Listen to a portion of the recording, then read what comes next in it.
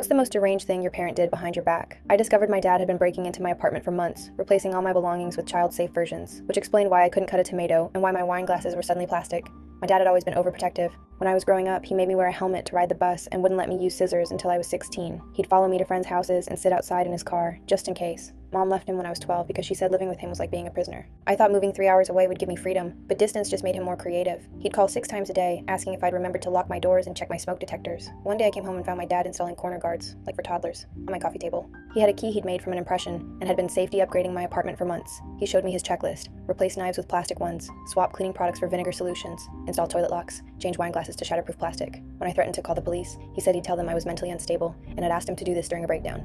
He had fake texts on his phone to prove it. He said no one would rent to a crazy person, and I'd have to move back home where he could properly protect me. Living in my aggressively child-proofed apartment was maddening. I couldn't cook because all my knives were plastic, and my stove had hidden parental controls that shut it off after 5 minutes. My cleaning supplies were so gentle they couldn't remove actual dirt. The toilet lock required a special magnet I kept losing. My windows had safety latches that only opened 2 inches, so my apartment was stuffy and hot. Dad had installed hidden cameras and would call to correct my dangerous behavior. If I stood on a chair to reach something, he'd call within minutes screaming about fall risks. He replaced my car tires with ones that couldn't go over 45 miles per hour. He even swapped my laundry detergent with baby formula that left my clothes smelling like sour milk, and replaced my birth control pills with a box of condoms because he said they were safer than hormones. Then I figured out he'd been drugging my groceries. My orange juice tasted weird because he'd been adding calcium supplements. My bread had prick holes in it because he was injecting it with hidden vitamins. Every time I tried to confront him, he'd remind me about the text. He'd say one call to my landlord about my mental health crisis would get me evicted. One word to my boss about my condition would get me fired. He had me trapped with the threat of ruining my life if I didn't let him keep me trapped in a childproof bubble. I actually convinced myself it was livable until I started dating Luca. Then someone else saw how insane my life was, and I realized how ridiculous this was. When Luca couldn't cut his steak at my apartment with my plastic knives, I broke down and told him everything.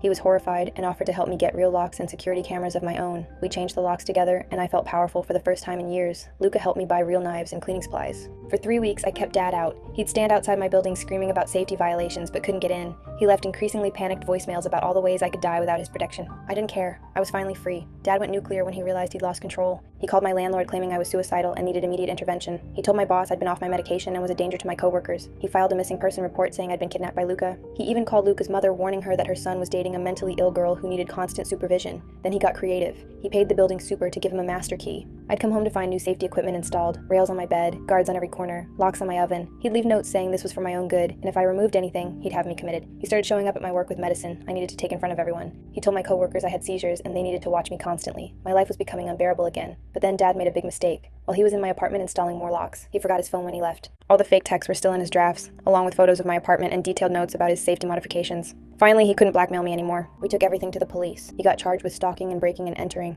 I got a restraining order and moved to a new apartment with Luca.